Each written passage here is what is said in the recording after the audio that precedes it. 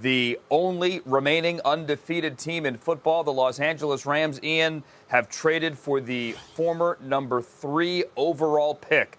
Dante Fowler is a Ram. Ian, tell me about it. Yeah, this is a trade just went down a couple minutes ago. And actually, the Rams were one of the teams to watch here really all along. Had several people all day telling me that this was going to happen. And everyone I talked to there simply said, not yet, not yet. Waited for the price to come down for the Jaguars. They were asking for a second-round pick right off the bat. It ended up being a third-round pick and change for the Rams to get the pass rush help they were looking for. And, you know, there were some other teams certainly interested. I know the Jets were on this pretty hard. The Green Bay Packers were another team that were interested. So the Jaguars did have a market. But, you know, for the Rams, this is another player that has had some off-the-field issues. I know he got fined a lot with the Jaguars. They were moving on from him after the season, declined his fifth-year option. So there's a lot here that they have to work through. But they do have a coach in Sean McVay who has showed that with the big personalities, he is someone who can handle it.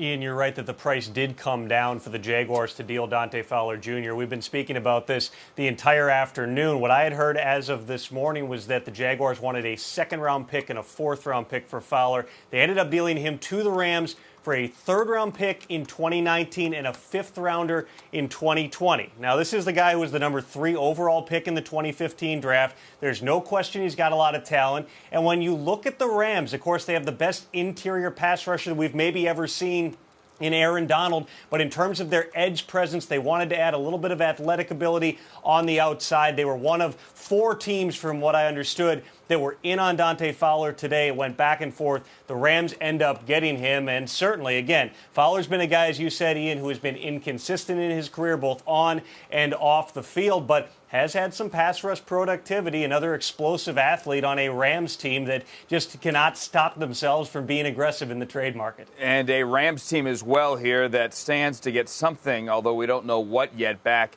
when the NFL eventually hands out compensatory selections. Sammy Watkins left and signed that ridiculous contract that pays him nearly $16 million a year with the Chiefs. So keep that in mind, as well as the Rams trade away future draft picks.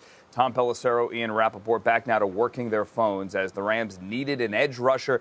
It's not Ray, it's not Irvin, it's Dante Fowler Jr. And he is now the 7th first-round pick on that Rams defense. Barron, Donald, Sue, Peters, Brockers, Talib, and Dante Fowler Jr. Is that good? Asking for a friend. My friend being Steve Wyche, of course, who now joins me with Kimberly Jones, Jeff Chidia, and Mike Silver. Never boring, guys, is it? 18 minutes before the deadline. Never boring, but with the Rams, I mean, General Manager Les Snead, what does he need draft picks for? Because he tends to trade them away. But as Andrew just pointed out, all the first-rounders now on this defense, and you look at the defensive line, Sue, Brockers, and Donald on the interior, they get the edge rusher that they hope. Remember, they traded away defensive end Robert Quinn, the outside linebacker defensive end, to Miami in the offseason. So, Mike, now making a push, getting a guy like Dante Fowler to help out a defense where they've gone all in this offseason. Yeah, Steve, this is a guy who went 3rd overall, so you would think he'd be a centerpiece in Jacksonville, but with Yannick Ngakoue and so many other good players on that team, they have the luxury of trading away a talented pass rusher. You wonder at 3-5 if the Jaguars still can be competitive this year, which is another story. But yes, those Rams. Sean McVay is young, but he is not a patient man. He figures, why not load up and get after it?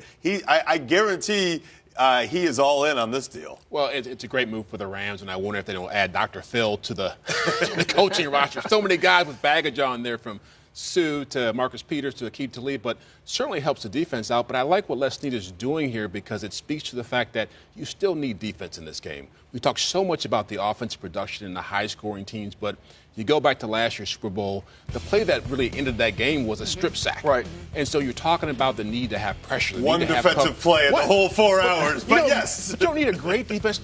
All you need is a defense that can actually make plays when you have to have them. And so I applaud them for this one. I like the point Tom Pelissero made just before we came on. They can't help themselves from being aggressive.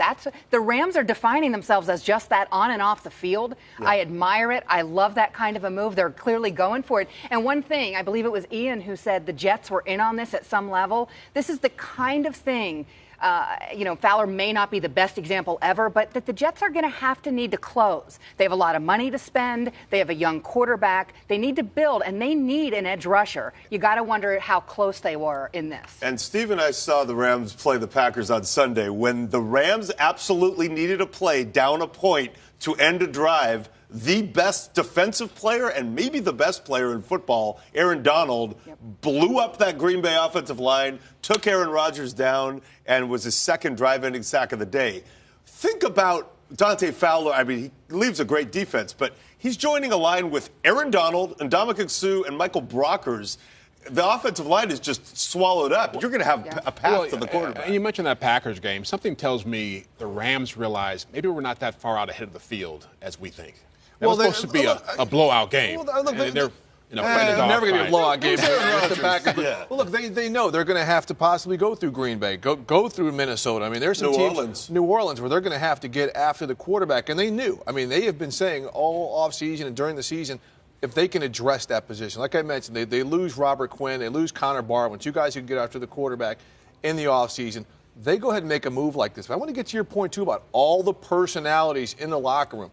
I was there last week, and, and left guard Roger Saffold said the one thing they know is if they start thinking individually, it will destroy them. And that's what they've gotten away from. He said, we have no self-righteousness in this locker room. So if Dante Fowler comes in there and tries to pull Big Willie, you've got Sue, you've got Donald, and you've got Michael Brockers. Talib. You got some folks in there who will sun him and put him in the corner. And say, no, not right here. Maybe in the corner. And that's what a winning locker room is usually, the kind of guys that are all in it together, because why wouldn't they be? They're winning. Here's one plea I have. Can Wade Phillips please tweet about this? Yeah, Wade. Once it becomes official. The rich just got richer. Quick shout out to the Eagles.